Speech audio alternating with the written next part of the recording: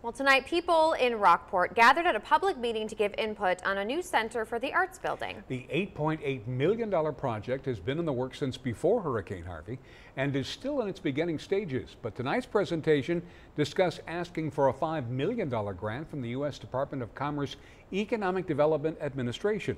Our Taylor Alanis joins us now with more. Taylor?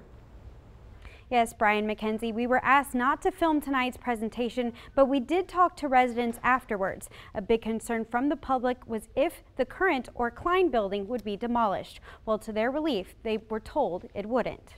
I've been a visitor here for like 20 years before we actually moved here and decided to stay, and we love that building. So once everybody knows that's going to be preserved, great.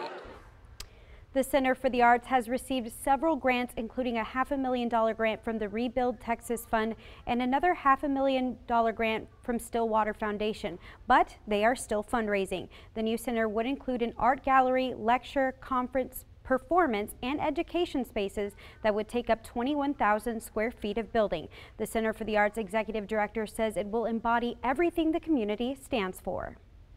Continuation of our visual arts program, strengthening our art education programs, and continuing fundraising through our major events every year so that we can provide free services to our community.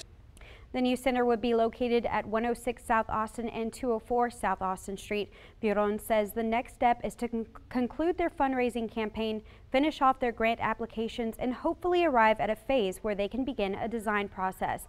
Now, most of the residents at tonight's meeting were excited to see the future of the center and hope that it will bring a boost to their economy and overall look of downtown. Brian McKenzie.